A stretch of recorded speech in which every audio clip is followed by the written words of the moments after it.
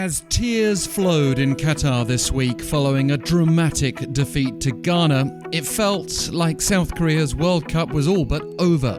But in the cold light of day, that's not actually the case. Let's take a look at their group. Leaders Portugal are already through, most likely as group winners. Second place will also make it, even if they probably have to face Brazil next. And at this point, Ghana hold that position.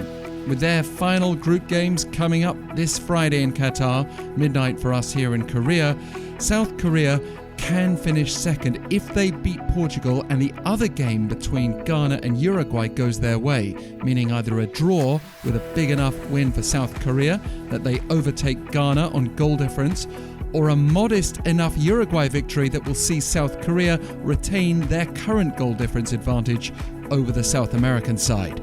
But what if goal difference also ends up being level?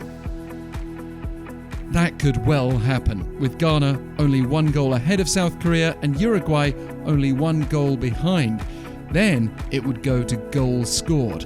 Ghana are clearly ahead there, but Uruguay are yet to score. If they were to finish level on goal difference and goals scored, then they'd be separated by their head-to-head record. Ghana beat South Korea and would go through on that front, but South Korea v Uruguay finished goalless. And so, for example, if South Korea beat Portugal 1-0 and Uruguay win 3-1 against Ghana, they would be totally level based on every criteria. In that scenario, it would be decided based on yellow and red cards, which is how Japan finished above Senegal at the last World Cup. And if even cards are level, then they would draw lots. The bottom line is South Korea need to beat Portugal and hope that Uruguay gets something out of their game with Ghana. So how likely is that to happen? BBC analyst Chris-Sutton, a former England international, has predicted a 1-0 win to South Korea on the basis that Portugal might rest some players for this game as they're already through to the round of 16.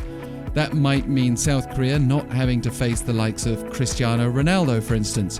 Sutton also expects Uruguay to beat Ghana 2-1. Those outcomes would be enough for South Korea, and Sutton guessed 12 results correctly from the opening 16 group matches at this tournament. But South Korea will need to cope better defensively than they did against Ghana and find a way to better utilise star player Son-Heung-min. And they'll also have to do it without suspended head coach Paulo-Bento, who's Portuguese by the way, and will have to miss the game because he was shown a red card for his fury with the referee after the Ghana loss.